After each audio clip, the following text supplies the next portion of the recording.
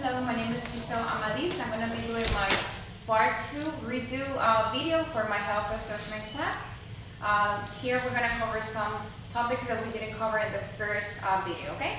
I'm going to wait for my patient to knock on the door. Come in. Hello. Hi. Hi, how are you? Good, thank you. I am Gisselle. I'm going to be your nurse today, okay? Hi, Gisselle. I'm Reina. Oh, nice to meet you. You have some paperwork for me? Yes. Thank you very much. Okay, you may have a seat.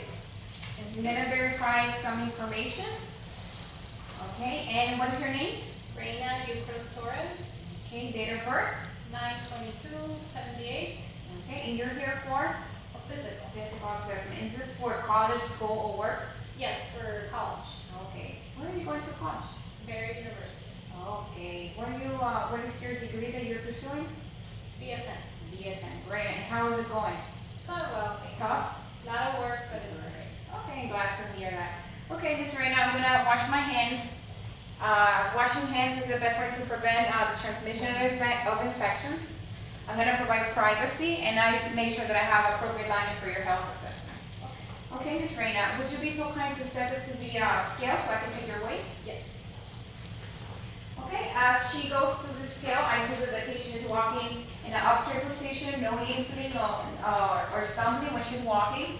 I see her gait is appropriate for her age. I see her shoulders are symmetrically. I don't see no abnormality. Okay, Miss Reina, I can see her weight is 150, appropriate for her age. And if you will be so kind, can you step over here so I can take your height? Okay, 5.5 centimeters. Okay, Miss Reina, thank you. You can go walk again to your chair. As I walk with the patient, I noticed a well-constructed thought process. I noticed also that she's well-groomed. Her hygiene is very good. She doesn't look disheveled at all. I assess her mobility. It was appropriate for her age.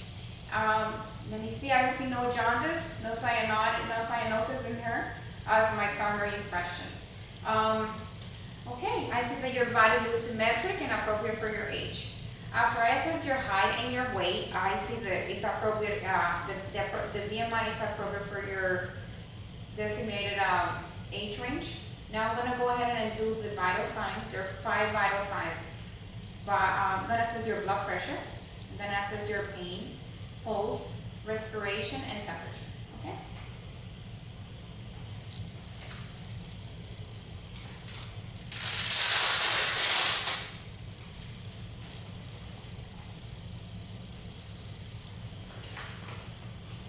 As I assess her blood pressure, I'm going to count her respiration without telling the patient. That way I don't skew the numbers of respiration.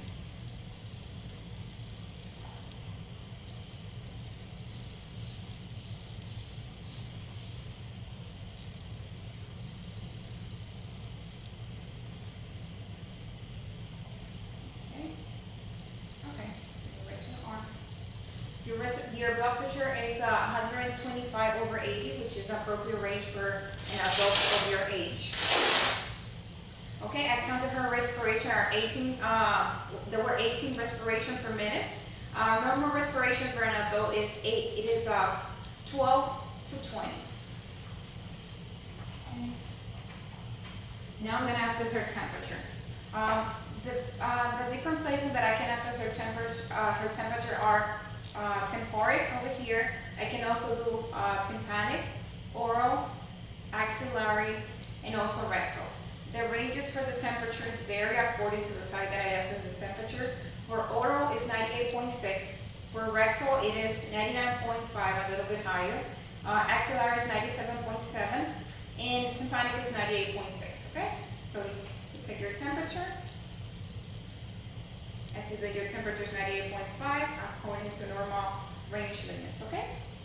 Now I'm going to go ahead and assess your pulse sites. The major pulse sites that I can assess are the temporal artery, carotid artery, apical pulse.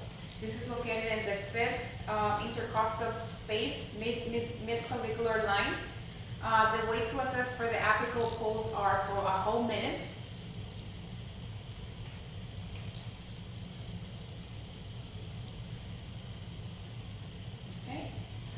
ranges for the apical pulse are 60 beats per minute to 100.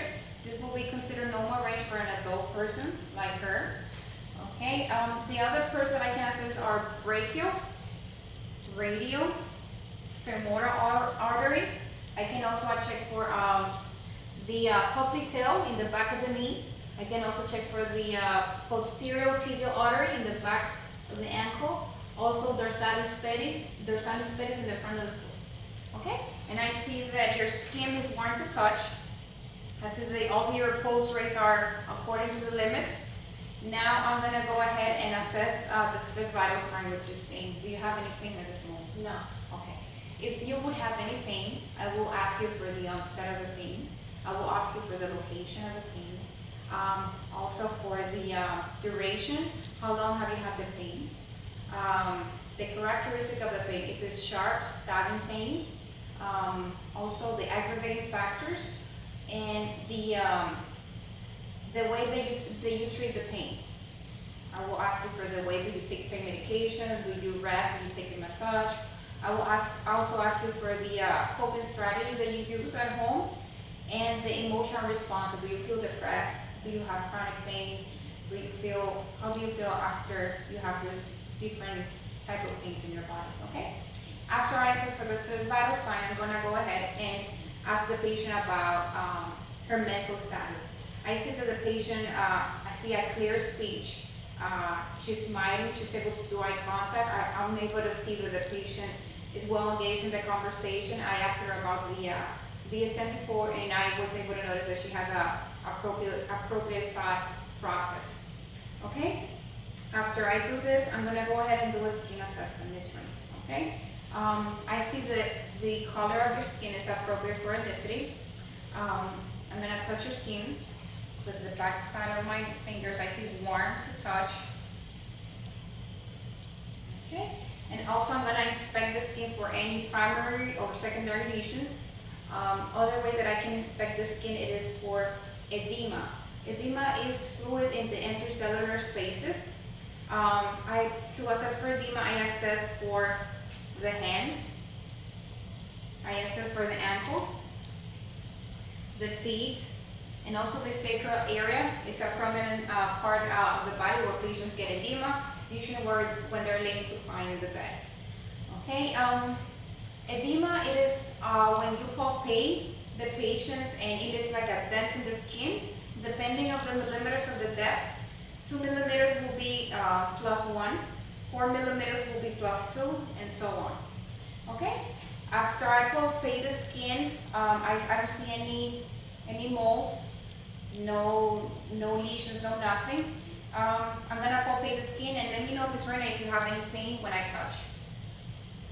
Okay? Let me know the sensation and the intensity of the pain if you feel any pain. Okay, after I assess and palpate the skin, I'm going to move on and I'm going to do my hair assessment for the patient. Okay, Ms. Rena, would you be so kind to remove the pin in your hair? Thank you. I see the hair is appropriate for the ethnicity. The texture is strong. The color is appropriate for the patient. I don't see no gray patches, no alopecia, no lice. I don't see no dandruff. Okay, and I see that the hair is very clean, and I don't see no abnormalities with her hair. So you may go ahead and tie it up in a bun your hair. Thank you, Ms. Reina. Okay, I assess the texture of the skin of the hair. It was thick. It was straight and wavy in some areas.